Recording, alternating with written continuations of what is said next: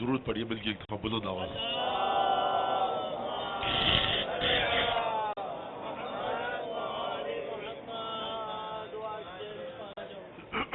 جمعرات جمعے کا دن ہے، بہت زیادہ ثواب آیا ہے صلوات پڑھنے کا محمد آل محمد پر. مل کے بلند آواز سے سلام.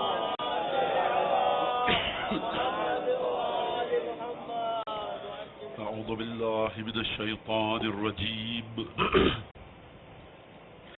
بسم اللہ الرحمن الرحیم. الحمد للہ الذی جعل الحمد مفتاحا لذکرہ والسببا للمزید من فضله والدلیلا على آلائه وعظمته والصلاة والسلام على عبده وأمين وحيه وخاتم رسله سيدنا ومولانا أبي القاسم محمد وعلى أهل بيته الطيبين الطاهرين الذين أذهب الله عنهم الرجس وطهرهم تطهيرا واللعن الدائم على أعدائهم أجمعين. أما بعد فقد قال الله تبارك وتعالى في قرآنه المجيد وفرقانه الحميد وقوله الحق وهو أصدق القائلين. أعوذ بالله من الشيطان الرجيم. بسم الله الرحمن الرحيم. ألف لام ميم ذلك الكتاب لا ريب فيه هدى للمتقين الذين يؤمنون بالغيب ويقيمون الصلاة ومما رزقناهم ينفقون. درود بجي محمد آل محمد.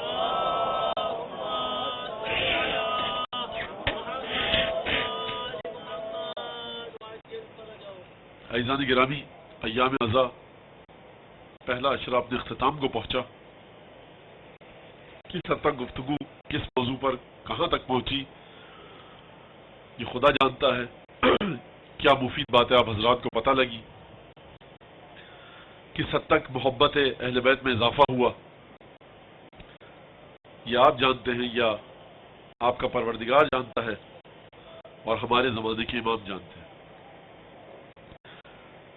کس حد تک قرآن پر گفتگو ہوئی، قرآن کے احکامات پر گفتگو ہوئی. یقیناً یہاں جو بھی 9 دن میں آپ کے سامنے آیا اور جو باتیں پیش کی، اس کا مطلب ہرگز یہ نہیں تھا کہ موضوع کا حق ادا کر دیا گیا ہو، بلکہ اس کا مطلب یہ تھا اور مقصد یہ تھا کہ کسی طرح سے آپ کے ذہنوں میں سوالات کو پیدا کیا جائے، سوالات کو بیدار کیا جائے اور آپ کا ذہن تحقیق اور جستجو کی جانب جائے.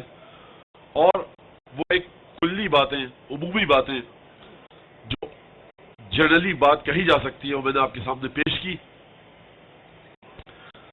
اور جو سوالات مجھ سے کیے جاتے تھے، نوجوان ہمارے بچے کرتے تھے اور بعض اوقات بزرگ بھی، تو ان کے جواب بھی کسی حد تک میں نے دینے کی کوشش کی.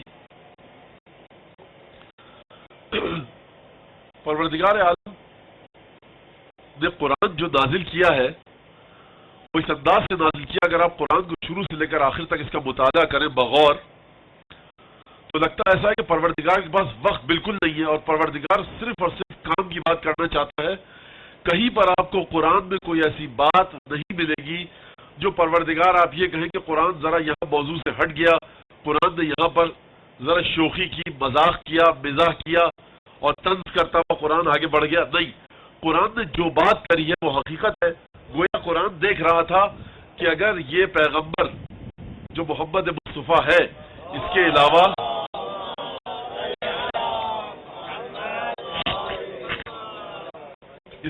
کسی میں یہ صلاحیت ہی نہیں کہ وہ قرآن کو دریافت کر سکے، قرآن کو وصول کر سکے. بے تحاشا اعتراضات آتے ہیں کہ اگر اختلافات ہیں تو کیوں ہیں، اور قرآن نے نام کیوں نہیں لیا افراد کا، شخصیات کا، امامت کے مسئلے کو واضح کیوں نہیں کیا. قرآن نے ایک ایک چیز کو واضح کر دیا ہے، ایک ایک چیز کو. مطالعہ کرے، جا کر انسان دیکھے، پڑھے.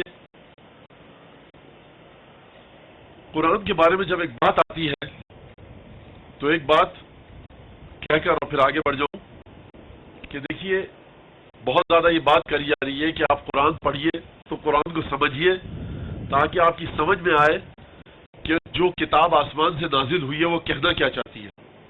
عزیزان گرامی دیکھیے، آپ حضرات ماشاءاللہ سے پڑھے لکھے لوگ ہیں، جس شخص نے جس زبان میں جو بات کہی ہے، جس شخص نے جس زبان میں جو گفتگو کی ہے، اگر آپ کو وہ زبان آتی ہے اور آپ اس کی گفتگو کو سمجھنے کے لیے ترجمے کا سہارا نہیں لے رہے تو آپ یہ کہہ سکتے ہیں کہ فلانی شخص نے یہ بات کری اور اس کی جانب نسبت دے سکتے ہیں۔ جیسے ہی آپ ترجمے کی طرف آئے تو ترجمہ اردو کا ہے، آپ اردو پڑھ کر خدا کے بارے میں یہ نہیں کہہ سکتے کہ خدا نے یہ لفظ کہا۔ لفظ جو آپ نسبت دے رہے ہیں وہ اردو کا ہے، کتاب عربی میں نازل ہوئی ہے، میڈیم آپ کو کس نے لانے کا حق دیا؟ میری بات توجہ کر رہے ہیں آپ؟ دیکھیے میڈیم آپ کو کس نے لانے کا حق دیا؟ مولانا پھر تو سمجھ میں کیسے آئے گا؟ یہ ایک الگ پرابلم ہے۔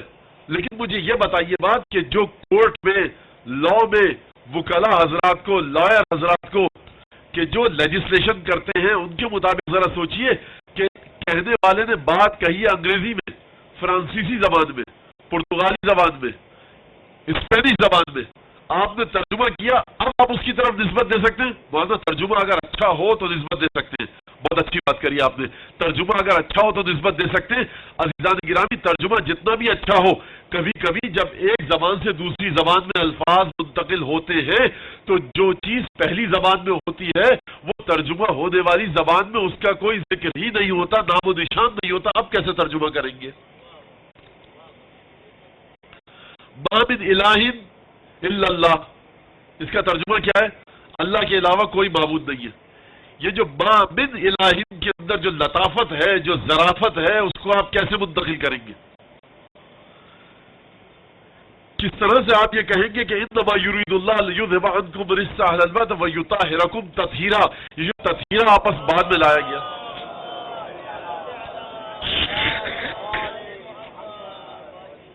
یہ جو تطہیرا لایا گیا، یہ جو آخر میں تطہیرہ کا لفظ لایا گیا، اس کا آپ ترجمہ کیا کرتے ہیں؟ پاک کر دے، جس طرح پاک کرنے کا حق ہے۔ عزیزان گرامی قرآن میں تو یہ نہیں لکھا ہوا کہ پاک کر دے جیسے پاک کرنے کا حق ہے، یہ آپ کہاں سے لائے؟ یہ ہم نے تطہیرہ سے نکالا۔ تو پاک کرنے کا حق جو ہے، حق عربی کا لفظ ہے، یہ کیا پروردگار نہیں لا سکتا تھا؟ پروردگار کیوں نہیں لایا؟ یطہرکم حق کا تطہیر، ہم پاک کر دیں جو حق ہے تطہیر کا، پاک کرنے کا۔ خدا یطہرہ کے بعد تطہیرہ کیوں لایا؟ خدا کیوں لایا ایسا لفظ؟ یہ جو ما من الہ، کوئی خدا ہے ہی نہیں، یہ بات کہنا کیا چاہتی ہے؟ قرآن میں لاتعداد ایسی باتیں موجود ہیں، لاتعداد ایسی باتیں موجود ہیں، آپ وہاں تک کیسے پہنچیں گے؟ تو کیا ہم ترجمہ پڑھنا بند کر دیں؟ آپ ترجمہ پڑھیے، لیکن ترجمہ پڑھ کے آپ کوئی آخری نتیجہ نہیں نکال سکتے۔ آپ کو اصلی زبان جس میں کوئی کتاب آئی ہے اور جس کے ذریعے آپ سمجھ رہے ہیں، میڈیم کو آپ کو ہٹانا ہوگا، آپ کو عربی سیکھنی ہوگی، اس کے بعد جا کر آپ کو سمجھنا ہوگا۔ آپ جتنا بھی خوبصورت ترجمہ کر لیجئے، میں اسے کئی دفعہ ممبر سے عرض کر چکا ہوں کہ دیکھیے کاف ہا یا عین صاد، ذکر رحمت ربک عبدہ زکریا اذ نادى ربہ نداء خفیا رب انی وہن العظم منی واشتعل الرأس شیبہ ولم اکن بدعائک یا رب شقیا۔ پروردگار، اب آپ اس کا ترجمہ کرتے رہیے، سورہ مریم کی ابتدائی آیات ہیں۔ کافا یا انصاد، ذکر رحمت ربک عبدہ زکریا، یاد کرو وقت کہ جب زکریا کو خدا کی رحمت نے یاد کیا۔ درود بھیجے محمد آل محمد۔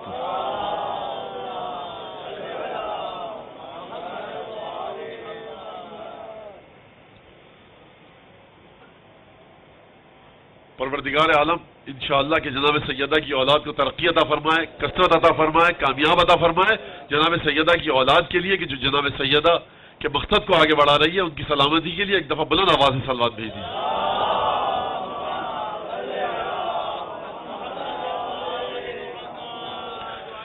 تو عزیزان گرامی دیکھیے، یہ بات ہو رہی ہے کہ کس طرح سے ہم قرآن کو سیکھیں، یہ غیب سے نازل ہوا ہے۔ ترجمہ ضرور پڑھیے، آپ پڑھیے ترجمہ۔ اب یہاں پر یہ کہا جاتا ہے کہ دیکھیے ترجمہ اگر پڑھا جائے، اگر نہ پڑھا جائے تو آپ کی سمجھ میں کیسے آئے گا؟ قرآن آیا ہے عمل کے لیے، بالکل صحیح ہے۔ میں کچھ اور بات کہنا چاہتا ہوں، میں کہنا چاہتا ہوں آپ عمل کیجئے، لیکن قرآن کو سمجھیں گے کیسے؟ اچھا اب کوئی بیچارہ قرآن پڑھ رہا ہے، تلاوت کر رہا ہے قرآن کی، حدیث قصہ کی دعا کمیل کی، اس سے پوچھا جاتا ہے آپ کی سمجھ میں آ رہا ہے کیا پڑھنا ہے؟ کہا نہیں۔ کہا پھر کیا فائدہ پڑھنے کا، یہ تو طوطا بھی پڑھ سکتا ہے۔ بس یہی وہ بات ہے کہ جہاں پر پروردگار غیب سمجھانا چاہتا ہے۔ دیکھیے اگر قرآن نام ہوتا فزکس کی کتاب کا، کیمسٹری کی کتاب کا، یہاں پر میں اپنے موضوع سے مرتبط کر رہا ہوں بات کو کہ جس کے لیے آپ کو زحمت دی، قرآن اور سائنس اور دین اور سائنس، اگر قرآن نام ہوتا physics, chemistry, business, accounting, management کی کتاب کا، اور آپ کو مجھ کو انگریزی آتی لیکن ہم نے مینجمنٹ نہ پڑھا ہوتا، ہم شروع سے آخر تک اس کتاب کو پڑھ تو لیتے لیکن مینجمنٹ کے وہ قوانین کے جنہیں جا کر یونیورسٹی میں سیکھا جاتا ہے ہماری سمجھ میں نہیں آتے، کیونکہ ہم نے مینجمنٹ نہیں پڑھا۔ پولیٹیکل سائنس کی کتاب ہم پڑھ تو سکتے ہیں، انگریزی آتی ہے، لیکن اس کی ٹرمینالوجی کو کما حق نہیں سمجھ سکتے، کیونکہ ہم نے پولیٹیکل سائنس استاد کے پاس جا کر نہیں پڑھی۔ اکاؤنٹنگ کا بھی یہی حال ہے، ہم انگریزی میں پڑھ تو سکتے ہیں اکاؤنٹس کی کسی فائل کو، لیکن سمجھ نہیں سکتے ہو کیا رہا ہے۔ اگر قرآن accounting, business, management, chemistry, physics, biology کی کتاب ہوتی تو یہ بات کہنا آپ کا صحیح تھا۔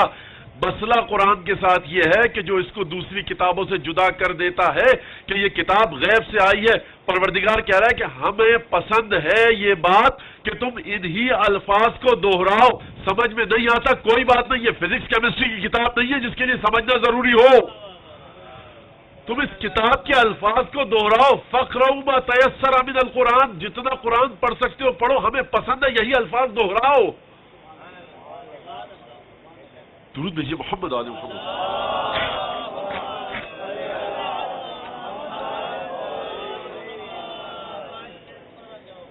ہمیں پسند ہے یہی الفاظ دوہراؤ۔ بچوں کے لیے ایک بات، ہر ملک کا جو قومی ترانہ، نیشنل اینتھم، وہ بچوں کی سمجھ میں آتا ہے کہ اس کی تاریخ کیا ہے پوری۔ کنڈر گارڈن میں جو بچہ جاتا ہے مونٹیسری میں، اس کی سمجھ میں آتا ہے ترانہ جو پڑھ رہا ہے صبح کو، اس کا مطلب کیا ہے۔ آپ کا اپنا ترانہ ہے، پورے پڑوسیوں کے ملک میں چلے جائیے، ان کا اپنا ترانہ ہے، ہندوستان کا اپنا ترانہ ہے، افغانستان کا اپنا ہوگا، ایران کا اپنا ہوگا، چین کا اپنا ہوگا، دنیا میں جاتے جائیے اور دور، ہر ملک کا قومی ترانہ ہے۔ آپ کے بچوں کو سمجھ میں آتا ہے کہ قومی ترانہ جو پڑھ رہا ہے صبح کو اس کا مطلب کیا ہے؟ کہا جاتا ہے نہیں تم یہ پڑھو۔ اچھا بات کو آگے بڑھاؤں، آپ کسی ملک میں گئے مہمان، سرکاری مہمان بن کے، آپ کو زبان نہیں آتی، آپ کو چینی نہیں آتی، آپ چین میں گئے، آپ کو ہندی نہیں آتی، سنسکرت نہیں آتی، آپ ہندوستان گئے، آپ کو عربی نہیں آتی، آپ کسی عرب ملک میں گئے سرکاری مہمان بن کے، وہاں ان کا ترانہ بجایا جا رہا ہے، آپ کھڑے ہو جاتے ہیں احترام میں، آپ کی سمجھ میں کیا آ رہا ہے؟ ادب کا تقاضا یہ کہ وہ کھڑے ہیں تو آپ بھی کھڑے ہوئیے۔ پسند ہے یہاں کے لوگوں کو، ہر ملک کے لوگوں کو کہ قومی ترانے کے احترام میں کھڑے ہو جائیے۔ اس کا کیا مطلب ہے؟ اس کا مطلب یہ ہے کہ صاحب رشتہ ایک دوستی کا، محبت کا مضبوط ہوگا، ورنہ تو مسئلہ بڑا خراب ہو جائے گا، ان کو گرا گزرے گا اور تعلقات خراب ہو سکتے ہیں۔ یہی بات ہے نا؟ اچھا ادب کے خلاف ہے، آداب کے خلاف ہے۔ پروردگار فرما رہا ہے فَاقْرَؤْا مَا تَيَسَّرَ مِنَ الْقُرْآنِ، قرآن جتنا پڑھ سکتے ہو پڑھو۔ کیوں پڑھو؟ کیونکہ ان الفاظ کو جب ادا کرو گے تو ان کی خاصیت یہ ہے کہ ہم کو ان الفاظ سے محبت ہے۔ اب جو میں بات کہنے جا رہا ہوں، میں یہ نہیں کہہ رہا کہ وہ بات ثابت شدہ ہے اور وہ بات پروف ہو چکی ہے، میں ایک نظریہ پیش کر رہا ہوں، ایک بات پیش کر رہا ہوں، ذرا درود بھیجیے تاکہ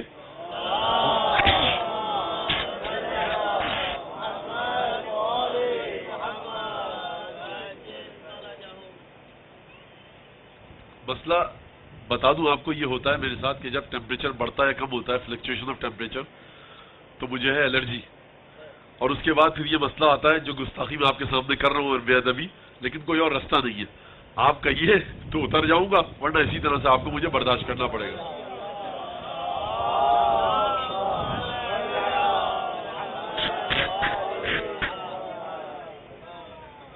اور آپ حضرات مجلس کے بعد مجھے اگر نسخے بتائیں گے تو اتنے نسخہ سن چکا ہوں میں کہ اب کوئی نسخہ بچا نہیں ہے، اس لیے آپ حضرات کو زحمت ہوگی، میرے پاس نسخوں کی بہت لمبی فہرست موجود ہے۔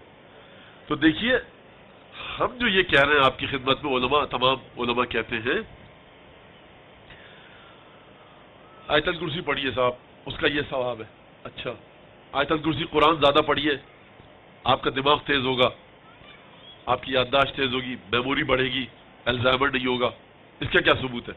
اچھا کل اگر کوئی چیز آ کر، اگر کل سائنس آ کر یہ کہہ دے کہ جب آپ آیت الکرسی پڑھتے ہیں تو آپ کی زبان کی جو موومنٹ ہوتی ہے، کبھی کرو ہوتی ہے، کبھی اسٹریٹ ہوتی ہے، کبھی ادھر جاتی ہے، کبھی ادھر جاتی ہے، اس کا فائدہ یہ ہوتا ہے کہ آپ کی بلڈ کیپیلریز بلڈ سرکولیشن دماغ کی طرف زیادہ تیز کر دیتی ہے اور آپ کا دماغ ایکٹیو ہو جاتا ہے. اور اگر آپ ہر روز اتنی 100 دفعہ آیت الکرسی پڑھیں تو دماغ کو بلڈ سرکولیشن صحیح سے پہنچتا رہتا ہے, کلوٹنگ کا خطرہ ختم ہو جاتا ہے اور آپ کی میموری بڑھ جاتی ہے.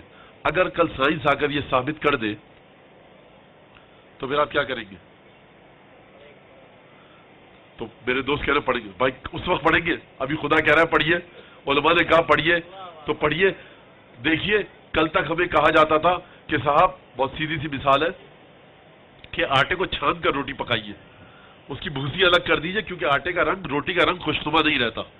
اب سائنس نے یہ ثابت کیا کہ اس کا تعلق حافظے سے بھی ہے, میموری سے بھی ہے, ہارٹ اٹیک سے ہے, بلڈ پریشر سے ہے, کولیسٹرول سے ہے, بلڈ کلوٹنگ سے ہے. اگر آپ بھوسی والی روٹی کھائیں تو cholesterol, blood clotting, blood pressure, heart attack اور میموری آپ کی بڑھے گی.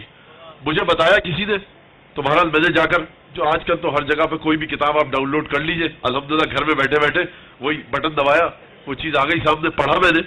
تو وہاں پہ ریسرچ یہ لکھی ہوئی تھی کہ جب آپ بھوسی والا آٹا کھاتے ہیں تو اس سے جو اس میں بھوسی ہوتی ہے وہ آپ کے کولیسٹرول کو کم کرتی ہے, بلڈ کیپیلریز, وینز, آرٹریز میں خون کا دوران اچھا رہتا ہے جس سے کلوٹنگ نہیں ہوتی, بلڈ کا جو گاڑھا پن ہے, جو ڈینسٹی ہے, اس کو مینٹین رکھتی ہے, دماغ کی طرف بلڈ اچھا جاتا ہے جس سے آپ کی میموری بھی اچھی رہتی ہے, آپ کا کولیسٹرول کم رہتا ہے جس سے آپ کی بلڈ کلوٹنگ نہیں ہوتی, آپ کی وینز, آرٹریز بند نہیں رہتی. اچھا سائنس نے ثابت کر دیا, جیسے ہی ثابت کیا اب صاحب بھوسی کی قیمت مہنگی ہو گئی, اور وہ آٹا جسے لوگ پھینک دیتے تھے, چھوڑ دیتے تھے, نہیں کھاتے تھے, اب اسی آٹے کی قیمت مہنگی ہو گئی. اور ایک صاحب بتا رہے تھے پتہ نہیں نہ جانے کتنا مہنگا ملتا ہے وہ آٹا. اب آپ جا کر 1400 سال پہلے دیکھیے کہ رسول اکرم صلی اللہ علیہ وآلہ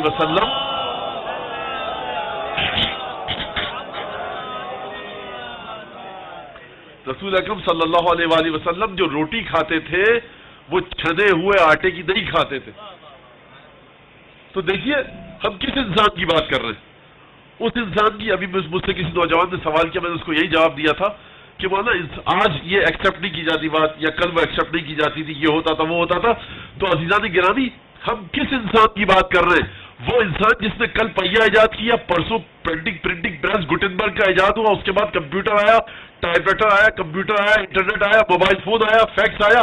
جب فیکس آیا تھا ہمارے لڑکپن اور نوجوانی یا جوانی کے زمانے میں یا بچپنے کے زمانے میں کہیے, فیکس آیا تھا تو بڑے حیرانگی سے لوگ دیکھتے تھے, تعجب سے کہ صاحب وہاں پر کاغذ رکھا, یہاں پر خود بخود نکل آیا. انسان نے ایک چھلانگ اور لگائی اور کہا وہ کاغذ سے نکلتا تھا تو رنگ بھی بدنما ہوتا تھا, چھپائی بھی خراب ہوتی تھی. اب یہ ہے کہ وہاں پر رکھیے آپ شیشے کے تختے کے اوپر, ایک شیشے کے ٹکڑے کے اوپر رکھیے, اس کو اسکینر کہتے ہیں, جو رنگ ہوگا ویسا ہی نکلے گا, بلکہ اس سے اچھا نکلے گا. تو یہ انسان جس نے اتنی ترقی کی ہے, آپ اس انسان کی باتوں پر زیادہ کان مت دھریے. دیکھیے شریعت نے کیا بتایا. شریعت میں جا کر اگر آپ سونے کا طریقہ, اٹھنے کا طریقہ, شریعت جو بتا رہی ہے کہ سیدھے پہلو پر سو, دایاں ہاتھ رخسار کے نیچے رکھ کر سو, یا بائیں پہلو پر سو, یا پیٹھ کے بل سو, خبردار پیٹ کے بل مت سو نا.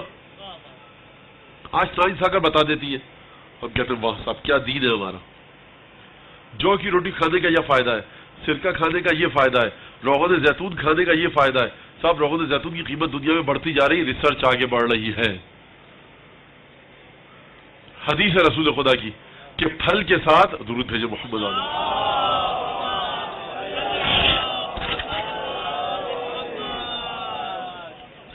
پھل کے ساتھ کھانا مت کھاؤ. پھل کھانے کو برباد کر دیتا ہے یا کھانا پھل کو برباد کر دیتا ہے. کیا مطلب؟ اس کا اثر ختم ہو جاتا ہے. اب یہ آپ ریسرچ کرتے رہیے, دیکھتے رہیے. طب ائمہ کے نام سے کتابیں چھپ چکی ہیں. اب وہ ایک الگ شعبہ ہے. میں نہیں کہہ رہا کہ آپ اس کتاب کو لیں اور اس پر عمل کرنا شروع کر دیں, میں قصد یہ نہیں کہہ رہا. اب اگر یہ انسان ایسا ہے اور اس انسان کی صلاحیت ایسی ہے تو مجھے بتائیے کہ اگر خدا قرآن میں یہ فرما رہا ہے سورہ یونس میں, هو الذی جعل الشمس ضیاء والقمر نورا, کہ وہی پروردگار ہے کہ جس نے سورج اور چاند کو روشنی بخشی. اور میں آپ سے کہوں کہ کوئی سننے والا کہ مولانا یہ کیسے ہو سکتا ہے؟ آپ کے بھائی خدا کہہ رہا ہے اور کئی کروڑوں لاکھوں اربوں خربوں سالوں سے یہ چاند اور سورج روشنی دے رہے ہیں. کوئی اعتراض ہے آپ کو؟ ہاں مولانا صحیح کہہ رہے ہیں آپ، یہ کروڑوں سال ہو گئے، اربوں خربوں سال ہو گئے، خدا کو آپ بھی مانتے ہیں، خدا کو میں بھی مانتا ہوں۔ اب اگر آپ سے کہا جائے خدا نے کروڑوں اربوں خربوں سال سے کسی مخلوق کو باقی رکھا ہوا ہے اور آپ مجھ سے پوچھیں وہ مخلوق کون سی ہے، میں کہوں گا صاحب یہ دیکھ لیجیے چاند اور سورج، آپ جا کر سائنس کی کتابوں میں پڑھیں گے، ایسٹرونومی میں پڑھیں گے، آپ مان لیں گے بات کو، ہاں صحیح بھائی کیا خدا کے وجود کی دلیل ہے۔ ہم بھی خدا کو مانتے ہیں، آپ بھی، خدا کی قدرت کو آپ بھی اور ہم بھی۔ اب خدا نے کیا کیا پیدا کیا، ہم اور آپ مل کر ڈھونڈتے ہیں تو چاند سورج ستارے ہم کو دکھتے ہیں، یہ واضح ہے بات۔ اچھا، اس کا مطلب ہے خدا کی قدرت یہ خلق کر سکتی ہے۔ اب اگر یہ سوال کیا جائے کہ دیکھو هو الذی ارسل رسولہ بالہدی ودین الحق لیظہرہ علی الدین کلہ ولو کرہ المشرکون ولو کرہ الکافرون، اللہ نے اپنے رسول کو بھیجا حق کے ساتھ، دین کے ساتھ، لیظہرہ علی الدین کلہ، تاکہ دین اسلام ہر دین پر غالب آ جائے، چاہے کفار کو کتنا ہی برا کیوں نہ لگے، چاہے مشرکوں کو کتنا برا کیوں نہ لگے۔ تو آپ کہیں گے مولانا دیکھیے دین تو غالب ہو گیا، کہاں غالب ہوا؟ پروردگار نے وعدہ کیا هو الذی ارسل رسولہ بالہدی ودین الحق لیظہرہ علی الدین کلہ۔ دین غالب کب ہوا مولانا؟ ابھی تو دین کے بہت سے کام، آپ کہیں مجھ سے کہ دین تو غالب ہو گیا، تو میرا جواب یہ ہوگا دین کہاں غالب ہوا؟ آپ کہیں گے دیکھیے مولانا ریسرچ ہو رہی ہے، کتنے مسواک کا طریقہ یہ ہے، دانت کو صاف کرنا چاہیے اور عطر لگانا چاہیے اور غسل کرنا چاہیے، کپڑے سفید پہننے چاہیے، یہ سب باتیں رسول خدا نے بتائیں اور آج کی دنیا مان رہی ہے۔ عزیزان گرامی، دین صرف ہائیجین کے لا کا نام نہیں ہے، دین کہتا ہے میراث بھی تقسیم کرو تو قرآن کے مطابق، شادی کرو قرآن کے مطابق، طلاق دو قرآن کے مطابق، محبت کرو جس سے کرنی ہے قرآن کے مطابق، نفرت کرو قرآن کے مطابق، اپنے معاشرے کو چلاؤ قرآن کے مطابق، بیوی بچوں کے حقوق قرآن کے مطابق، والدین کے حقوق قرآن کے مطابق۔ دین صرف حفظان صحت کے اصولوں پر عمل کرنے کا نام نہیں ہے، دین نام ہے کمپلیٹ پیکج کا، جو شروع ہوا بسم اللہ الرحمن الرحیم سے اور ختم ہوا قل اعوذ برب الناس ملک الناس پر آ کر۔ یہ پورا مکمل پیکج ہے، اگر کتابی صورت میں دیکھیں اور اگر انسانی صورت میں دیکھیں، رسول خدا سے شروع ہوا، امام زمانہ پر ختم ہوا۔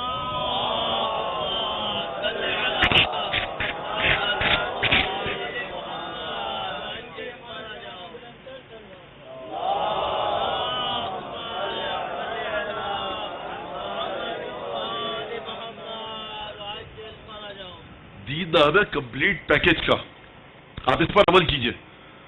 تو آپ سمجھتے ہیں کہ اگر مسواک کا، سونے کا، جاگنے کا، کھانے پینے کا طریقہ دنیا نے مان لیا جو اسلام نے بتایا تو یہ دین فتح پا گیا ہمارا، مشرکوں پر، کفاروں پر اسلام غالب آ گیا۔ اسلام کا غلبہ اس وقت ہوگا کہ جب ایک ایک بات جو پروردگار نے قرآن میں اور حدیث میں اور ائمہ معصومین نے بتائی ہے اس کے مطابق لوگ عمل کریں، تب دین کا غلبہ آئے گا اور کسی کو اس کے بارے میں شک نہ ہو۔ تو یہ کب ہوگا؟ لیظہرہ علی الدین کلہ۔ اگر یہ رسول کے زمانے میں ہو گیا تو ٹھیک، اور اگر نہیں ہوا تو یا تو آپ یہ کہیے کہ آیت غلط کہہ رہی ہے نعوذ باللہ، یہ ہو نہیں سکتا، یا اس بات کا انتظار کیجئے کہ ایک وقت آئے گا کہ جب ہمارا دین تمام ادیان پر فتح پا دے گا۔ اگر آپ کہیں رسول خدا کے زمانے میں دین نے فتح پا دی تھی تمام ادیان پر، تو یہ بہت واضح ہے کہ یہ بات غلط ہے۔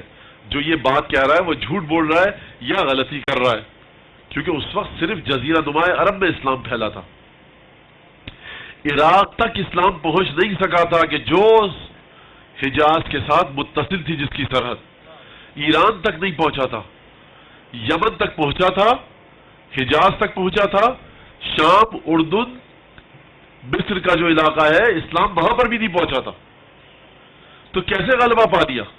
اور اگر آپ کہیں کہ نہیں بعد میں تو پہنچ گیا، تو بعد میں اگر پہنچا تو کیا اسلام کے تمام قوانین پر عمل ہو رہا تھا؟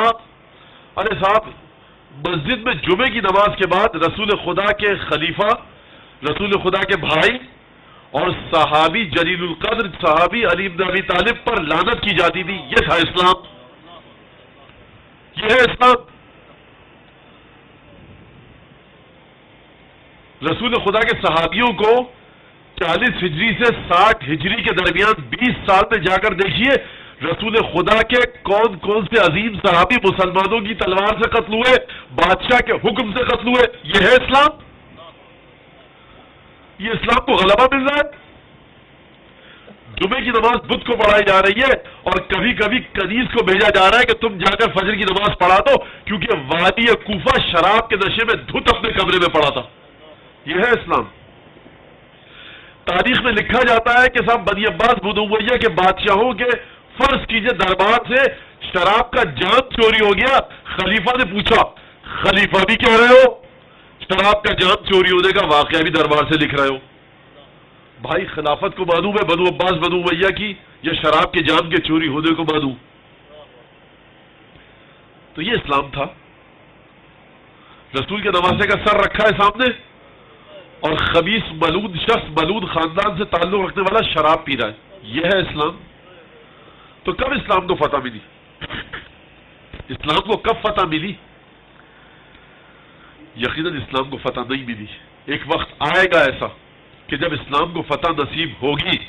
علامہ شبلنجی نے نور الافسار میں لکھا اور گنجی شافعی نے عقد الدرر میں لکھا کہ یہ آیت لیظہرہ علی الدین کلہ، کہ اسلام کو فتح نصیب ہوگی، اسلام تمام ادیان پر غالب ہو جائے گا، اسلام کی حقانیت ہر ایک کے سامنے آئے گی. وہ وقت ہوگا کہ جب رسول کی نسل سے تعلق رکھنے والا آخری امام مہدی آخر الزمان ظہور کرے گا.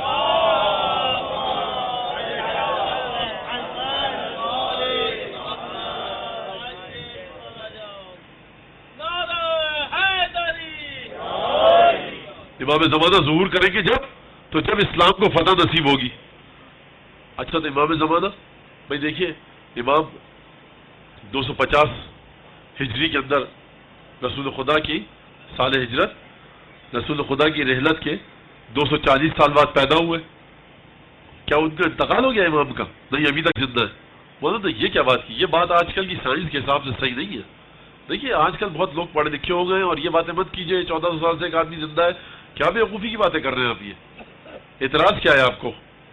اگر ایک آدمی 1400 سال سے زندہ ہے، کہا ایک آدمی کیسے 1400 سال سے زندہ ہو سکتا ہے؟ تو میں عرض کروں گا کہ جب میں نے قرآن کی آیت پڑھی تھی چاند اور سورج کے بارے میں کہ خدا نے ان کو زندہ رکھا ہوا ہے کروڑوں سال سے، اس وقت تو آپ کو اعتراض نہیں ہوا تھا. وَالَّذِي جَعَلَ الشَّمْسَ ضِيَاءً وَالْقَمَرَ نُورًا. وہ چاند سورج کی بات الگ ہے. ارے آپ چاند سورج انسان حیوان میں مت پھنسیے، خدا کی قدرت کو دیکھیے نا. اگر آپ خدا کو مانتے ہیں، خدا کی قدرت میں آپ کو شک ہے؟ خدا کی قدرت میں شک نہیں ہے، لیکن یہ واقعہ ثبوت کریں. جا کر دیکھیے 150 کے قریب کتابیں ہیں اہل سنت اور اہل تشیع، اسلام کے دونوں فرقوں نے کہ جو سنی اور شیعہ ہیں اپنی کتابوں میں امام زمانہ کے بارے میں لکھا ہے. حدیثیں موجود ہیں رسول خدا کی قدرت میں آپ کو شک نہیں ہے، رسول خدا کی حدیثوں میں آپ کو شک نہیں ہے، تو آپ امام زمانہ کے وجود کا انکار کیوں کر رہے ہیں؟ ایمان کیوں نہیں لیتے کہ کوئی ہے پردہ رحمت میں؟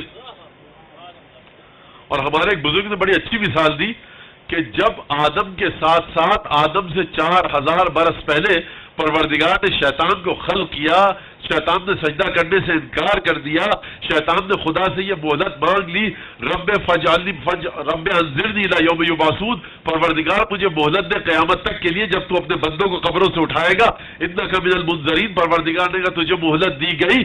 شیطان آدم کی ولادت سے بھی 4000 برس پہلے تھا، آدم کے ساتھ بھی تھا، 1,24,000 انبیاء کی امتوں کے ساتھ تھا، بہکاتا رہا تھا، ابھی تک موجود ہے، قیامت تک موجود رہے گا. حضرت ابراہیم کے زمانے میں تھا، ایوب کے زمانے میں تھا، ابھی تک موجود ہے، قیامت تک موجود رہے گا. آپ کو شیطان کے وجود کے بارے میں تو کبھی شک نہیں ہوا. یہ ہمارے بزرگ عالم دین نے فرمایا، انہی کی بات ہے، ثواب بھی ان کو پہنچے کہ بھائی شیطان پہ تو آپ کو شک نہیں ہے. کہا وہ شیطان تو دیکھیے وہ تو امتحان لینے کے لیے بنایا ہے. اچھا جو خدا نے حضرت عیسیٰ کے بارے میں کیا ہے، بل رفعہ اللہ، اللہ نے اٹھا لیا چوتھے آسمان کی طرف، ابھی تک عیسیٰ موجود ہے. رسول خدا کی رحلت کو 1400 سال ہو گئے، عیسیٰ 500 سال پہلے آئے تھے، تقریباً 2000 سال پہلے حضرت عیسیٰ موجود ہے. آپ کو اعتراض ہے 1400 سال کی عمر پر، امام زمانہ کی عمر پر؟ حضرت عیسیٰ تو ان سے بھی 500 سال بڑے ہیں، ان پر اعتراض کیوں نہیں کیا؟ کہا وہ تو اس کے علاوہ کوئی جواب نہیں ہے. بھائی دلیل کے ساتھ بات کیجئے آپ نا. آپ کو کس بات پر اعتراض ہے؟ خدا نے کیوں زندہ رکھا ہوا ہے؟ اچھا آپ کو اعتراض ہے وہ چوتھے آسمان میں ہے، یہ زمین پر ہے؟ آپ کو اعتراض کس بات پر ہے؟ بھائی مقصد کیا ہے مولانا یہ بتائیے نا. پروردگار نے قرآن نازل کر دیا، سب کچھ ہو گیا. یہی تو میں بتا رہا ہوں مقصد ہے لیظہرہ علی الدین کلہ، یہ دین اس لیے آیا ہے کہ ایک ایسی ہستی اس دین کی حقیقتوں کو اجاگر کرے کہ جو اجتہاد کے ساتھ دین کو پیش نہ کرے، براہ راست خدا سے علم لے کر ہم کو پیش کرے۔ مجتہد اجتہاد کرتا ہے، مجتہد رات بھر دن بھر بیٹھ کر آیات کو پڑھتا ہے، روایات کو دیکھتا ہے، سند کو دیکھتا ہے، الفاظ کے معنی کو دیکھتا ہے، لغت کی کتاب کو دیکھتا ہے، پھر کبھی کہتا ہے واجب ہے، حرام ہے، احتیاط واجب ہے، احتیاط مستحب ہے، اور پھر وہ مختلف فتوے دیتا ہے۔ یہ اس مجتہد کے ذریعے دین نہیں چلے گا۔ یہ دین اگر مجتہدوں کے ذریعے چلتا تو ایک حد تک چل سکے گا۔ مجتہد اس منزل پر نہیں ہے جس منزل پر حضرت حجت ہے، وہ براہ راست نور الہی سے متصل ہے۔ اللہ نور السماوات کی وہ عملی تفسیر ہے۔ مجتہد کتاب کے ذریعے علم حاصل کر کے بتاتا ہے، حضرت حجت براہ راست خدا سے علم حاصل کر کے بتاتے ہیں۔ کہاں کتابوں کے صفحے پلٹ کر علم حاصل کرنا اور کہاں براہ راست خدا سے علم لینا۔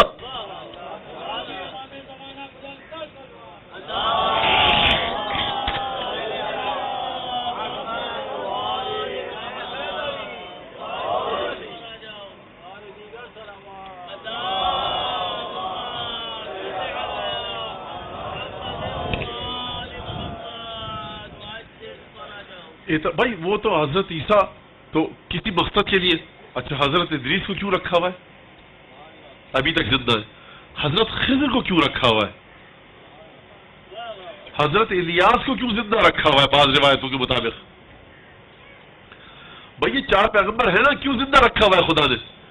مولانا خدا کا کوئی مقصد ہوگا، ہمیں کیا پتا؟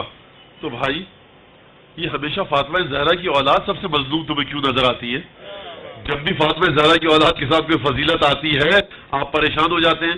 تو عزیزان گرامی دیکھیے، آل رسول سے محبت کیجئے، آل رسول کو سمجھیے، آل رسول کو درک کیجئے۔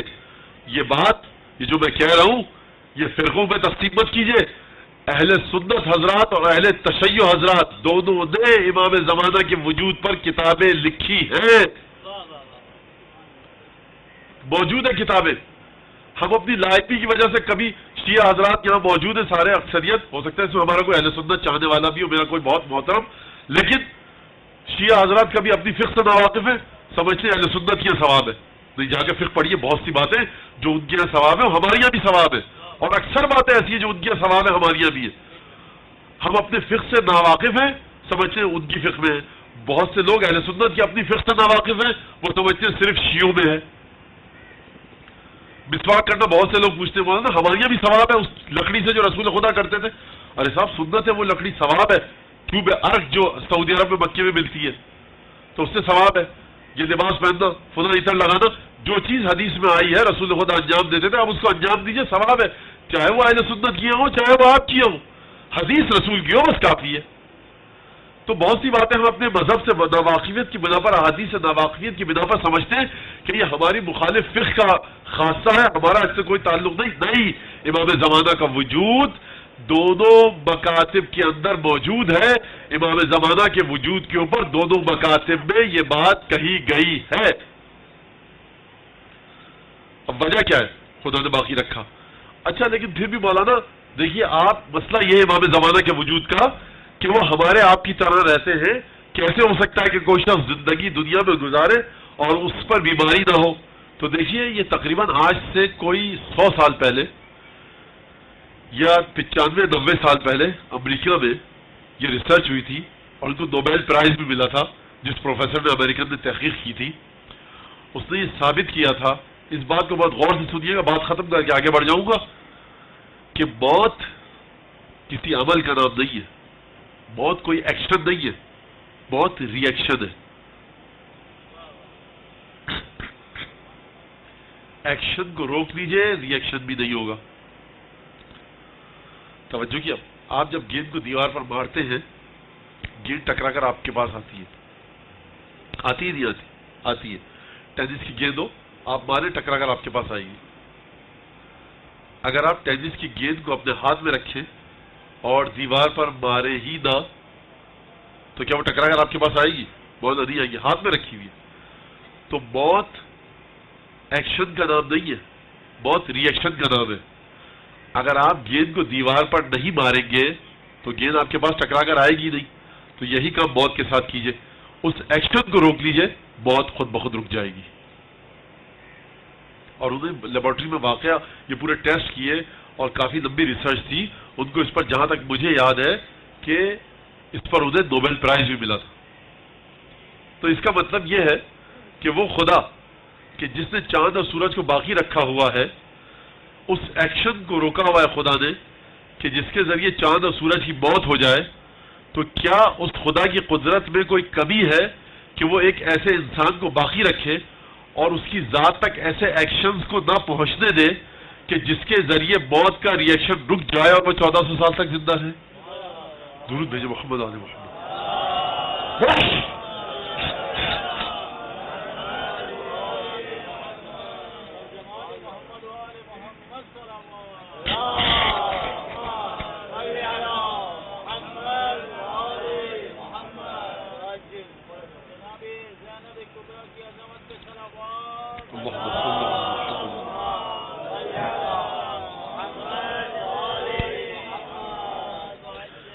تو سوال یہ ہے کہ جس خدا نے حضرت ادریس کو، جس خدا نے حضرت عیسیٰ کو، جس خدا نے حضرت الیاس کو، جس خدا نے حضرت خضر کو، جس خدا نے شیطان کو ابھی تک زندہ رکھا ہوا ہے، تو کیا حرج ہے کہ وہ حضرت حجت امام زمانوں کو بھی زندہ رکھے اب تک؟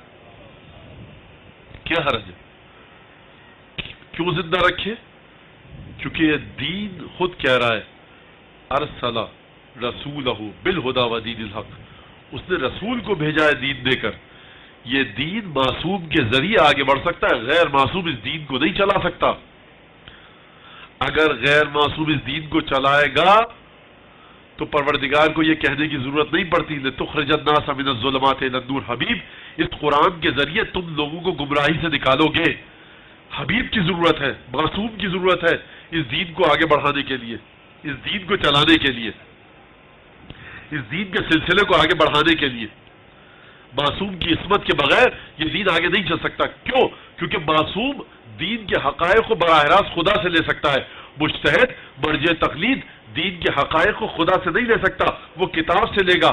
کیونکہ وہ معصوم کی ضرورت ہے، اس لیے معصوم کو باقی رکھا ہوا ہے. غیبت میں کیوں بھیج دیا؟ اس کی مثال کیا؟ یہ غیبت میں کیوں؟ پروردگار امام حسن عسکری کے بعد امام زمانوں کو زندہ رکھتا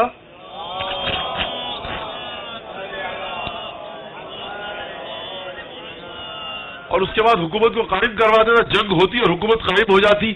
عزیزان گرامی دیکھیے اس کی مثال پیش کروں. اگر کوئی باپ اپنے بچے کو، بچہ کہے مجھے کاروبار کے لیے پیسے چاہیے، باپ 1 لاکھ روپے دے، بچہ ضائع کر دے، پھر کچھ دنوں بعد 1 لاکھ روپے مانگے، پھر ضائع کر دے، مانگتا رہے ضائع کرتا رہے. ایک وقت ایسا آئے گا کہ باپ کہے گا کہ دیکھو اب جا کر ذرا تم سڑکیں ناپو، جوتیاں چٹکاؤ، دفتروں کے چکر کاٹو، تاکہ تمہیں پتہ لگے کہ پیسہ کمایا کیسے جاتا ہے، اور پیسہ جو 1 لاکھ تم نے اتنی 10 دفعہ ضائع کر دیا، یہ میں نے کتنی محنت سے کمایا تھا اور تمہیں دیا تھا. تم جا کر یہ کرو، ذرا 1 سال 2 سال 3 سال کرو، تب پتہ لگے گا. اب یہ اولاد، یہ بیٹا بغیر پیسوں کے گھومے گا، شہر کی سڑکوں ناپے گا، دفتروں کے چکر لگائے گا، تاکہ اسے معرفت آ سکے کہ پیسہ کمایا کیسے جاتا ہے اور خرچ کیسے کیا جاتا ہے. یہ اس کی تربیت کے لیے ضروری ہے. خدا نے رسول خدا کو بھیجا، لوگ نہیں سمجھ سکے، ضائع کر دیا. مولا کائنات جناب سیدہ امام حسن، امام حسین، ایک کے بعد ایک ائمہ آتے رہے، لوگ نہیں سمجھ سکے. تو خدا نے کیا مذاق لگا رکھا ہے کہ ایک کے بعد ایک ایسی شخصیات کو بھیجتا رہے؟ خدا کہے گا اب اے انسانوں، اے بشریت، اے بنی نوع انسان، تم اتنا اپنی ذات کو رگڑو، اے بشریت اتنی زیادہ جوتیاں چٹکاؤ، مارے مارے پھرو، تاکہ تمہیں سمجھ میں آئے کہ تم نے جن 13 ہستیوں کو اپنے ہاتھ سے گنوا دیا ان کی حقیقت اور عظمت کیا تھی، تاکہ جب میں اپنے 12ویں کو بھیجوں تو تم پوری معرفت کے ساتھ اس کے احکامات کو مان کر اس پر عمل کر سکو. درود بھیجے محمد آل محمد.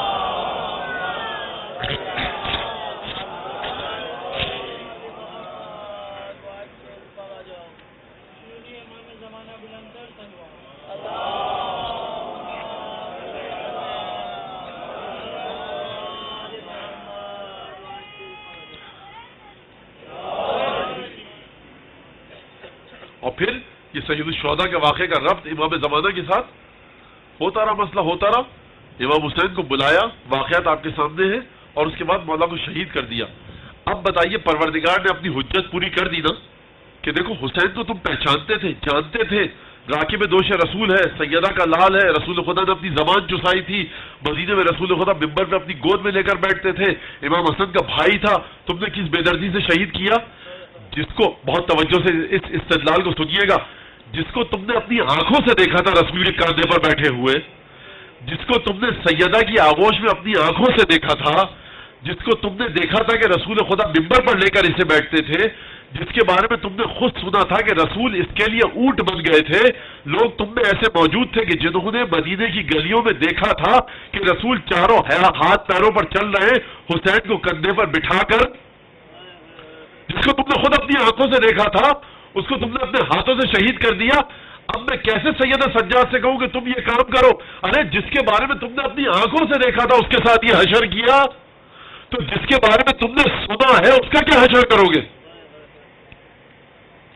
اب یہ بات نہیں ہے، اب ایسا نہیں کہ غیر سے مسلسل تمہارے لیے خدمت کا سلسلہ نہیں ہے. نعوذ باللہ، نعوذ باللہ من ذالک. کیونکہ روٹی نہیں ہے کہ ایک روٹی آپ نے ضائع کر دی تو دوسری تندور سے پک کے آ جائے گی، جب تک کہتے رہیے روٹی پکتی آتی رہے گی. یہ معصوم ہے، ان کی خلقت خاص انداز میں ہوئی ہے.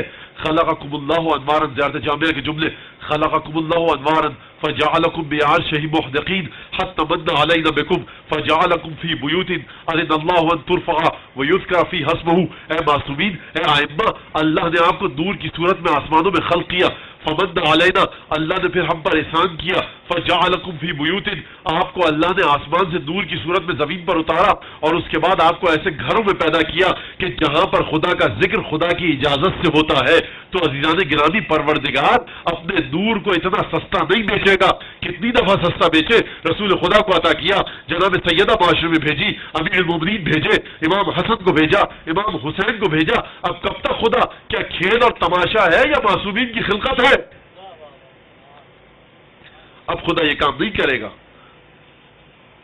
اب خدا یہ کام کرے گا کہ دیکھو کائنات میں، دنیا میں بادشاہت آئے گی، پوری دنیا میں بادشاہت چلے گی، بادشاہت ختم ہو جائے گی. اس کے بعد جمہوری حکومتیں آئیں گی، وہ چلیں گی. جمہوری حکومتوں کے ساتھ ساتھ دو نظام آئیں گے، سرمایہ دارانہ نظام اور اشتراکی نظام، کمیونزم، سوشلزم، کیپٹلزم. وہ اقتصاد کے مسائل یہ بھی ختم ہو جائیں گے. مذہبی لوگ آئیں گے، دعوے کریں گے. پاکستان میں دیکھ لیجیے آپ، مذہبی سیاسی پارٹیاں، مذہبی پارٹیاں، انہوں نے آج تک کیا کر پائیں، کتنے ووٹ لے پائیں، کیا خدمت انجام دے سکی. مذہب کو سب لوگ مانتے ہیں، لیکن مذہبی پارٹیاں آ رہی ہیں، کیا کام کر رہی ہیں، کیا نہیں کر رہی ہیں. ایک سلسلہ آگے کا ہے. پروردگار کہہ رہا ہے عالم غیب میں بیٹھ کر ایک ایک نظام حکومت کو تم آزما کر دیکھ لو گے کہ اس نظام کے ذریعے حکومت نہیں چل سکتی. کسی زمانے میں بہت شور و غل اٹھتا تھا صاحب کہ کمیونزم کا، اشتراکیت کا، میں پہلے بتا چکا ہوں، ختم ہو گیا. مارکسزم کا زور چلتا تھا، ختم ہو گیا. لوگ کہہ رہے دوبارہ زندہ ہو کر آئے گا، آ جائے، دوبارہ آ جائے، پھر مر جائے، پھر دوبارہ آ جائے. لیکن یہ سب نظام ختم ہونے کے بعد جب وہ نظام آئے گا، امام زمانہ علیہ الصلوۃ والسلام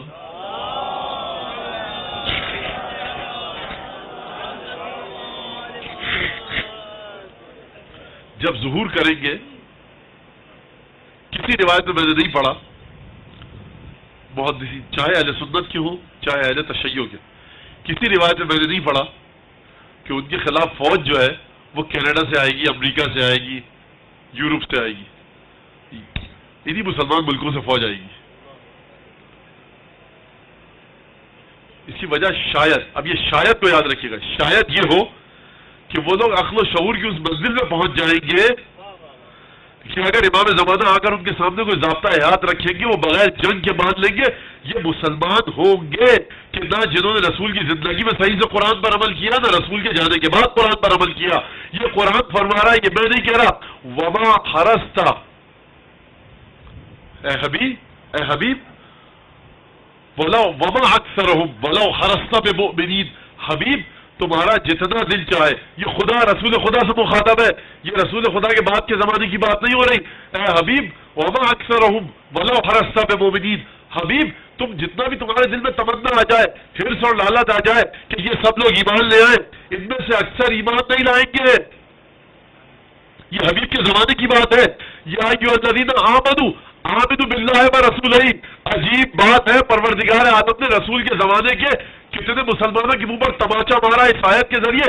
اے ایمان لانے والوں جو ایمان لا چکے ہو، اللہ اور اس کے رسول پر ایمان لے آؤ. یہ کن سے مخاطب ہے؟ یہ کن سے مخاطب ہے؟ یقینی بات تو یہ ہے کہ رسول کے زمانے میں ایمان لانے والوں سے تو مخاطب ہے قرآن.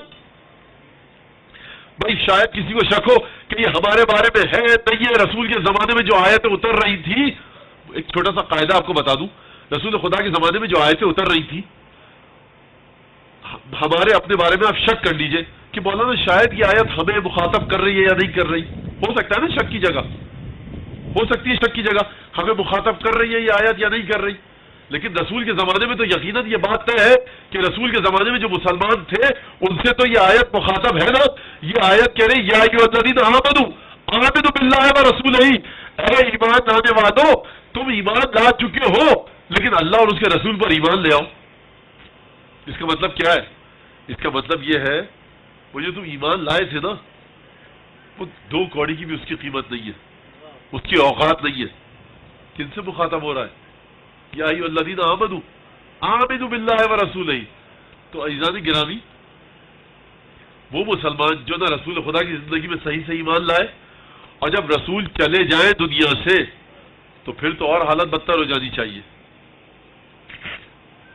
اور حالت خراب ہو جانی چاہیے کہ کیا حشر ہوگا ان کا، اور یہ کتنی بے راہ روی کے راستوں پر چلے جائیں گے. تو اس کا مطلب یہ ہے کہ حتیٰ رسول خدا کے زمانے میں بھی اسلام کو غلبہ حاصل نہیں ہوا تھا. ایک زمانہ آئے گا جب اسلام کو غلبہ حاصل ہوگا. وہ کون سا زمانہ ہوگا؟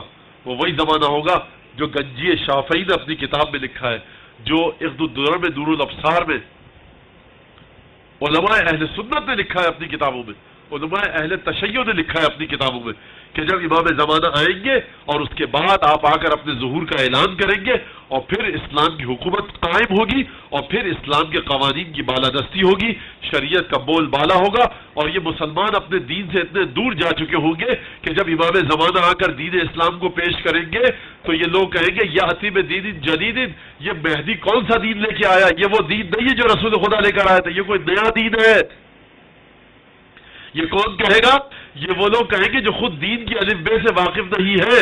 قرآن کہہ رہا ہے یہ رسول کے زمانے میں ایمان نہیں لائے تھے.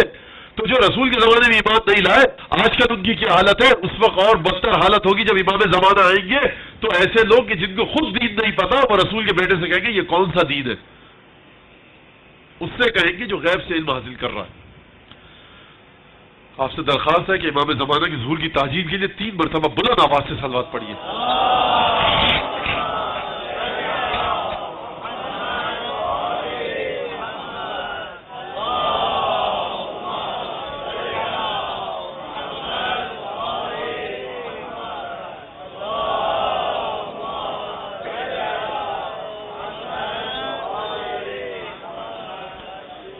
عزیزان گرامی، یہ ظہور امام زمانہ کا اور اس کے خاص تعلق ہے امام حسین کی قربانی سے. آپ حضرات سن چکے آج مرثیے میں کہ جب امام حسین یکا و تنہا رہ گئے تو ایک دفعہ آپ نے آواز بلند کی، صدا استغاثہ، هل من داب يذب عن حرم رسول اللہ اما من مغیث یغیثنا. ہے کوئی ایسا کہ جو ہماری مدد کرے؟ ہے کوئی ایسا کہ جو رسول خدا کی بیٹیوں کی حفاظت کرے؟ پس ایک دفعہ حسین نے ایک عجیب کام کیا. خیمے میں آئے، یہ وہ وقت ہے کہ غروب آفتاب ہونے میں 2-2.5 گھنٹے باقی ہیں. عباس دریا پر سو چکے، علی اکبر اور محمد قاسم اولاد عقیل، حضرت عباس کے 3 بھائی، حر، حبیب ابن مظاہر، حسین کے خیموں کے ساتھ ان کی لاشیں رکھی ہوئی ہیں. دیکھیے بڑا کٹھن مرحلہ ہے. حسین نے پوری رات جاگ کے گزاری ہے. قرأت قرآن کی ہے، ذکر خدا کیا ہے، نماز پڑھی ہے، خیموں میں پانی تو نہیں تھا نا؟ لاشیں اٹھا کر لاتے رہے ہیں، پیاس کی شدت ہے مولا پر۔ خیمے میں ایک دفعہ آئے اور ایک دفعہ آ کر مولا نے بیویوں کا نام لے کر مقتل کے مطابق اپنی بہنوں کا نام لیا، حتیٰ بعض جگہوں پر ملتا ہے جناب فضہ کا نام لیا، جناب سکینہ، جناب رقیہ کا نام لیا۔ علیکم منی السلام، اے رسول زادیوں، اے ماں کی کنیز فضہ، اب تم پر ہمارا سلام ہو۔ جیسے ہی عزیزوں بیویوں نے سنا، حسین کے گرد گھیرا ڈال دیا اور مولا حسین کی بیٹیوں نے کسی نے مولا کا ہاتھ پکڑا، کسی نے مولا کا دامن پکڑا۔ جناب زینب کے یہ کلمات موجود ہیں، واہ محمدہ واہ غربتا واہ علیہ، اے بابا علی مدد کو آؤ، یا رسول اللہ آج ہم پر غریبی کا بڑا کٹھن وقت پڑا ہے۔ بس ایک دفعہ حسین نے سب کو صبر کی تلقین کی، خیمے سے باہر نکلے۔ عزیزوں جناب زینب کو کوئی معمولی ہستی نہ سمجھے، زینب وہ ہے کہ جو آل محمد کے رازوں کی امانت دار ہے، زینب وہ ہے کہ جس نے فاطمہ کی آغوش میں تربیت پائی ہے، جس کی رگوں میں فاطمہ کا خون ہے۔ حسین کی شہادت کا وقت اتنا کٹھن ہے کہ جب حسین نے دیکھا کہ زینب کے چہرے کا رنگ متغیر ہو رہا ہے اور نزدیک ہے کہ شاید زینب کی روح بدن سے نکل جائے، یہ وہ معجزہ ہے جو حسین نے دکھایا۔ ایک دفعہ شہزادی کے سینے پر ہاتھ رکھ کر نہ جانے مولا نے کون سا تصرف کیا، زینب کے دل کو قرار آیا، خیمے سے باہر آئے۔ شاید بیوی نے کہا ہو، حسین نے دائیں بائیں دیکھا ہو، میں ہاتھوں کو جوڑ کے عرض کروں گا مولا وہ مدینہ تھا جب گھوڑے پر بیٹھے تھے تو شاید اکبر نے رکابیں تھامی ہو، عباس نے لگام تھامی ہو، بھانجے بھتیجے پاس کھڑے تھے، آپ گھوڑے پر سوار ہوئے ہو، لیکن اللہ اکبر فاطمہ کے لال کی مظلومیت، ارے گھوڑے پر سوار ہونا چاہتا ہے، کوئی نہیں ہے کہ جو لگام پکڑ سکے۔ بس ایک دفعہ زینب آئی رخصت کے لیے، زینب دیکھو اب ہم جا رہے ہیں، زینب دیکھو حسین کے بچوں سے خبردار، یتیمی کا داغ ہے، ارے حسین کے بچے بہت تکلیف میں ہوں گے۔ وصیت فرمائی، ایک دفعہ خیمے میں گئے، سید سجاد کو گلے سے لگایا، ودائے امامت سپرد کیے، گفتگو کی، کہا بابا یہ آپ کے جسم پر خون کیسا ہے، یہ زخم کیسے ہے؟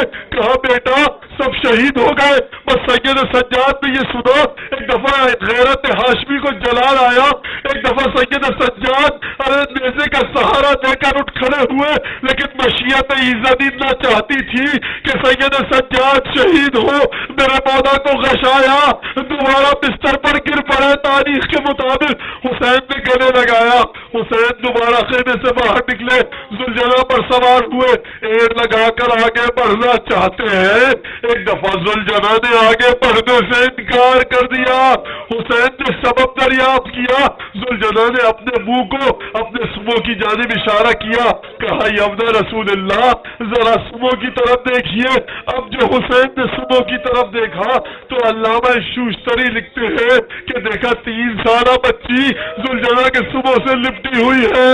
اور میرے بابا کے ذوالجناح، میرا چچا گیا تو آیا، بھیا اکبر گئے نہ آئے، بھیا قاسم گئے لوٹ کر نہ آئے، اے ذوالجناح میرے بابا کو نہ لے کر جاؤ۔ بس ایک دفعہ حسین گھوڑے سے زمین پر آئے، تپتی ریت پر بیٹھے، اس بچی کو اپنے گھٹنوں پر بٹھایا، آغوش میں بٹھایا، سر پر ہاتھ پھیرا ہوگا، گالوں کا بوسہ دیا ہوگا، کہا ہوگا بٹیا دیکھو ہم جا رہے ہیں، تمہیں پیاس لگی ہے نا، شاید پانی کی کوئی سبیل کر لے، تسلی دے کر بچی کو دوبارہ خیمے میں بھیجا۔ بس میں 2 جملے مولا سے کہوں گا، مولا یہ وہی بچی ہے نا کہ رخصت کے وقت گالوں پر ہاتھ پھیرا ہوگا، سر بپیشانی کا بوسہ دیا ہوگا، بڑے پیار سے خیمے میں بھیجا ہوگا۔ مولا کاج شام غریبہ میں ہوتے یہی بچی تھی، رخسار تماچوں سے لال تھے، کانوں سے خون بہ رہا تھا، یہ آپ کو مولا مدد کے لیے پکار رہی تھی، لیکن آپ نہر کے کنارے سو رہے تھے۔ بس ایک دفعہ حسین گئے، خطبہ پڑھا، لشکر پر حملہ کیا، لشکر کو پیچھے دھکیلا، دریا تک گھوڑے کو دوڑاتے ہوئے گئے، چاہتے تھے کہ بچوں کے لیے پانی لے جائیں. کسی نے کہا حسین ارے کیا پانی کی طرف جا رہے ہو؟ دیکھو تمہارے بیوی بچوں کی جانب لشکر اشقیہ جا رہا ہے. حسین نے گھوڑے کی لگاموں کو موڑا. ایک اکیلا میرا مظلوم مولا کئی ہزار کا لشکر علی کی بہادری دکھائی, سیرہ فاطمہ کی طاقت دکھلائی, لشکر کو دوبارہ پیچھے دھکیلا. حسین ایک عجیب کام کر رہے ہیں. آپ سب کو خدا کربلا کی زیارت کروائے, قلعہ زینب یا جا کر دیکھیے گا. ایک عجیب کام کر رہے ہیں مولا. لشکر کو پیچھے دھکیلتے ہیں, لشکر کو پیچھے دھکیلتے ہیں, دوبارہ ٹیلے پر جاتے ہیں. لا حول ولا قوت الا باللہ. لشکر نزدیک آتا ہے, میرا مولا گھوڑے کو دوڑاتا ہوا دوبارہ ٹیلے سے نیچے اترتا ہے, لشکر کو دھکیلتا ہے. مولا کر کیا رہے؟ دیکھو خبردار حسین کی زندگی میں لشکر رسول زادیوں کے خیموں تک نہ پہنچے. مولا ارے سلام ہو آپ کی خیرت کو, آپ شام غریبوں میں کہاں تھے؟ بس ایک دفعہ دھکیل رہے پیچھے, دوبارہ خیموں میں آئے. اب جب بچوں نے بہن نے دیکھا کہ جسم پر تیر پیوست ہے, رسول زادیوں کا کیا حال ہوا ہوگا, سکینہ کا کیا حال ہوا ہوگا. ارے بابا یہ آپ کا کس نے حال کیا؟ ایک دفعہ دوبارہ سب کو گلے لگایا.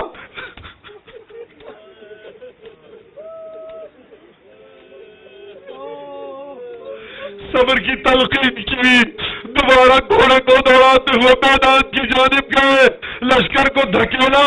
تیر جسم میں لگ چکے ہیں, تلواروں کے گھاؤ ہیں, رات بھر عبادت میں گزاری ہے, صبح کو آرام نہیں کیا, پانی کا ایک قطرہ منہ میں نہیں گیا. ارے کمزوری کا عالم ہے, خون بہہ چکا ہے.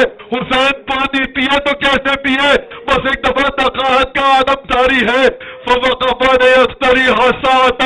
میرا مولا گھوڑے پر سر جھکا کر بیٹھا تاکہ اپنی بکھری ہوئی سانسوں کو دوبارہ درست کر لے, تاکہ کچھ آرام کرے, سانس لے کر دوبارہ حملہ کرے. حسین کی جانب ایک تیر آیا, حسین کے گلے میں پیوست ہوا. حسین نے چلو میں تیر لیا, بسم اللہ و باللہ و فی سبیل اللہ وعلی ملت رسول اللہ. چلو میں دیا, اپنے چہرے پر ملا, ارے تیر کو کھینچا. مولا یہ تو وہی مظلومیت ہے جو علی اصغر کی تھی. مولا نے دوبارہ حملہ کیا, کسی ظالم نے پیشانی پر پتھر مارا. ارے وہ جگہ تھی جہاں فاطمہ بوسہ لیا کرتی تھی. بس ایک دفعہ آستین سے اپنے لہو کو پوچھا. اب فاطمہ کا بیٹا گھوڑے پر سنبھل نہ سکا, ایک دفعہ گھوڑے سے زمین پر آیا. زینب کی سمجھ میں نہ آیا کہ یہ آندھیاں کیوں چلی. ارے جبریل کی آواز آئی, قتل الحسین بکربلا.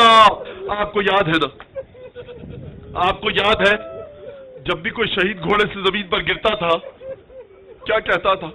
حسین میری مدد کو آؤ, حسین میری مدد کو آؤ. فاطمہ کے بیٹے کی مظلومیت کو سمجھنا ہے. حسین گھوڑے سے زمین پر گرے ہیں, کس کو بلائے مدد کے لیے؟ ارے ایک بہن ہے دکھیاری, کچھ بیٹیاں ہیں, ارے مدد کے لیے بلائے تو کس کو؟ شاباش ہے, سلام ہے ہمارا حسین کی عزت کو, ارے حسین کی مظلومیت کو, کہ جب میرا مولا گرا, مقتل کے الفاظ ہیں, سانسیں باقی تھی.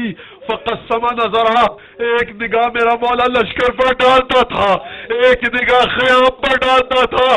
فقسم نظرہ, ایک دفعہ ذوالجناح گیا. اب حسین کی خبر خیموں میں جائے تو کیسے؟ ذوالجناح نے سر کو جھکایا. میں بس مختصر کر کے مسائل پڑھ رہا ہوں, عزیز و طاقت نہیں ہے اب سینے میں.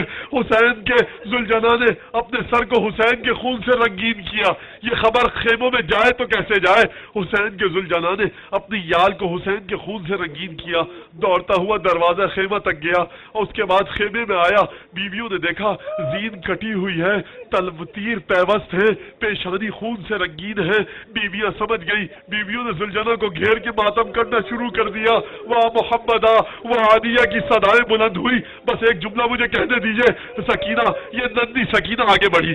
نندی سکینہ نے ایک جملہ کہا, میرے بابا کے ذوالجناح میں سمجھ گئی, مجھے پتہ لگ گیا کہ میں یتیم ہو چکی ہوں، رسول کا نوازا چلا گیا، ارے میرا بابا دنیا سے چلا گیا، مجھے سمجھ میں آ گیا، مجھے یہ نہیں پتا، لیکن مجھے ایک بات پوچھنی ہے تجھ سے، یا جواد آبی ہم سخی آبی ہم خطلا اچھانا، میرے بابا کے ذوالجلال مجھے ایک بات بتا، مجھے اپنے بابا سے بڑی محبت ہے، میں اپنے بابا اپنی پیاس کو بھول گئی، میں ذوالجلال مجھے ایک سوال کا جواب دے، جب میرا بابا میدان میں گیا تھا نا تو میرے بابا کے حلق میں پیاس سے کانٹے پڑ رہے تھے، میرے بابا کے ہونٹ خشک ہو چکے تھے، مجھے یہ بتا کہ جب میرے بابا کے گلے پر چھری چلی تو میرے بابا کو پانی دیا گیا یا پیاسا شہید کیا گیا؟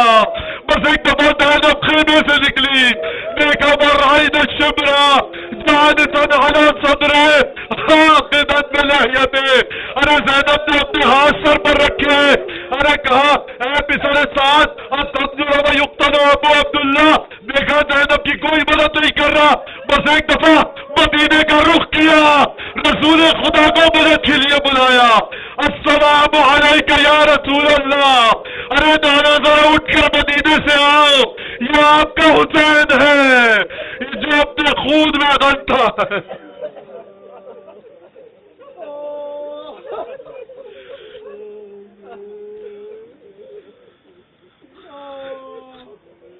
اللهم كل وليك الحجة ابن الحسن صلواتك عليه وعلى آبائه في هذه الساعة وفي كل ساعة ولي وحافظا وقائدا وناصرا ودليلا معينا حتى تسكنه أرضك طوعا وتمتعه فيها طويلا۔ پالنے والے اس آزاداری کو امام زمانہ کے دل ہے، غمگین دل کی، جو کل عاشور کا دن ہوگا آج عاشور کی ہے، پروردگار اس آزاداری کو امام زمانہ کے دل کی تسکین کا باعث قرار دے، جناب سیدہ کے دل کی تسکین کا باعث قرار دے۔ پروردگار یہ لوگ جو ہے گریہ کر رہے ہیں، یہ کسی ثواب کے لالچ میں نہیں آئے، ان کے دل میں حسین کی محبت ہے، پروردگار ان کے آنسوؤں پر رحم فرما، حسین کے ساتھ جو ان کی محبت ہے اس پر رحم فرما، پروردگار ہم سب کی نسلوں میں قیامت تک کے لیے چاردہ معصومین کے ماننے والوں کو پیدا کرتے رہے۔ پروردگار اللہم تقبل منا انکا انت السمیع العلیم وتب علینا انکا انت التواب الرحیم بجاہ محمد وآلہ الاطہرین۔ پروردگار جہاں جہاں جس جگہ فرش عزا بچھی ہے، جس نے فرش عزا بچھائی ہے، پروردگار جس مذہب جس فرقے کا ہے، پروردگار اس کی عزا کو قبول فرما، قیامت تک کے لیے اس کی نسل میں عزاداری سے محبت کو قائم رکھ، صاحب خانہ کے رزق میں، روزی میں، مال میں، عمر میں برکت عطا فرما، قیامت تک کے لیے ان کے گھر میں محمد آل محمد کی محبت کو زندہ و جاوید فرما، ان کے مرحومین و مرحومات کی مغفرت فرما، ان کے گھر میں نور پنجتن کو نازل فرما، ان کی سزاداری کو امام زمانہ کی بارگاہ سے شرف قبولیت سے سرفراز فرما، ہم سب کے مرحومین و مرحومات والدین کو اس سزاداری کا ثواب پہنچا، وعجل اللہم فی فرج مولانا صاحب العصر والزمان۔ ایک ہمارے مومن برادر نے دعا کی ہے عزادار نے کہ پروردگار تجھے قسم دیتے ہیں سید الشہداء کی مظلومیت کی، امام موسیٰ کاظم کی مظلومیت کی، پروردگار اس بندہ خدا کی والدہ کو اور جو اس میں یہاں موجود ہیں انہوں نے دعا کی درخواست کی، پروردگار جلد از جلد شفاء کامل و عاجل عنایت فرما، مشکلات و گرفتاریوں سے نجات دلا۔ دعاؤں کی قبولیت کے لیے بلند آواز سے صلوات بھیجیں۔